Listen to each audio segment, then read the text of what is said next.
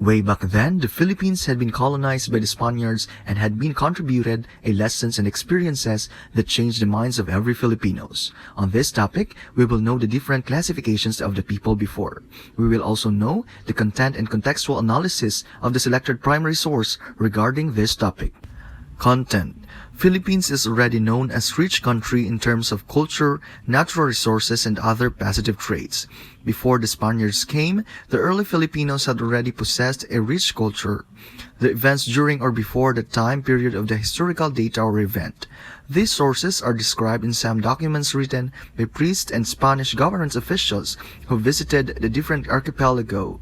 The content of the readings is about the writings of Father Juan de Plasencia, which entitled as Customs of the Tagalog.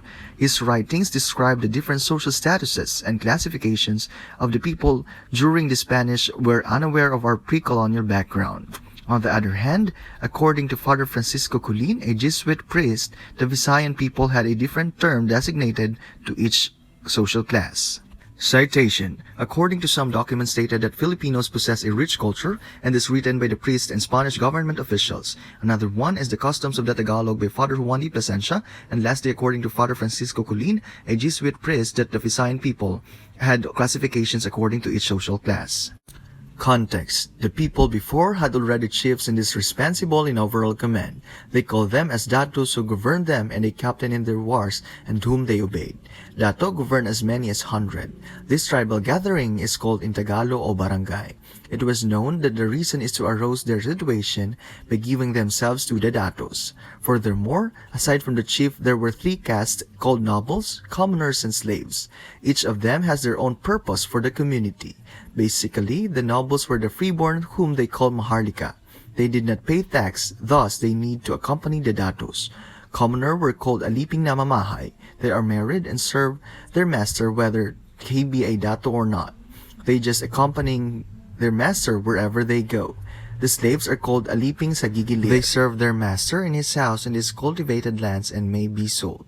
The master grants them, should he see fit, and providing that he has profited through their industry, a portion of this harvest to show that they are faithful, they brought into the wars and harvest fields.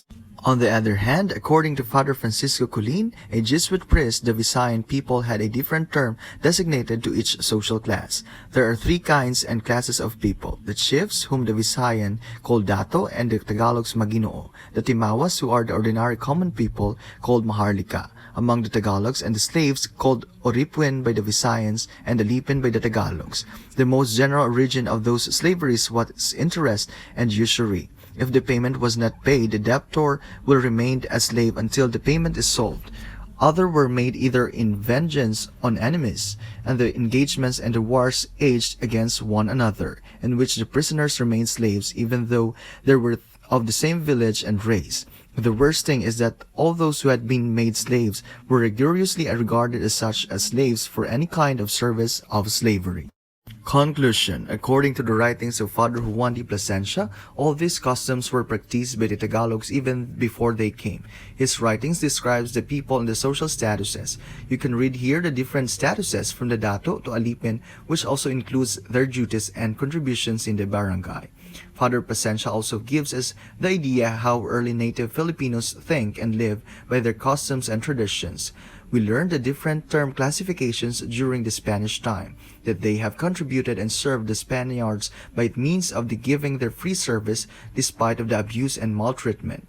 With this information, it can be concluded that the early native Filipinos have their own way of governing their people back in that time. Connection. The chiefs or datos is just a commander in a certain barangay or area. Now we knew that he also needs companion in everything that he made, most especially in wars and in harvest fields. Aside from the datos, we found out that there are 3 classifications of the people: the nobles, commoners, and slaves. Each of them has their own contribution and function to their barangay, to their master, and to the datos. Lastly, we found out that the slavery at that time is so unpleasant. They offered their slaves as payment for debt and for unending service. There were times that they had abused an incorrect way of slave communication. There are different sources mentioned on the readings, and each of those sources has its own story and chronicle to tell. I agree that this source is reliable and had contributed a new knowledge regarding the history of the people before.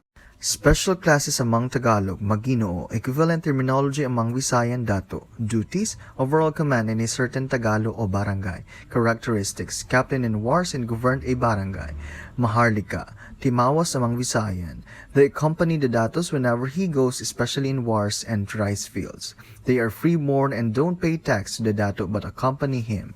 Alipin, Oripwin among Visayan, serves as the slave of the datos and served to their debts by giving their service for free. They are the server and worker everywhere. Sanggigilir, halon among Visayas. They are also slaves like Alipin. They work and serve the datos.